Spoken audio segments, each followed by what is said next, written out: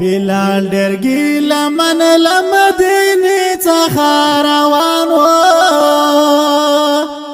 بلال درگی لمن لمدینی څخه روان و ترڅنګ یې هغه واړه قافلې وژړې دي کوڅې د مدینې او د مکې وژړې دي کوڅې د مدینې او د مکې وژړې دي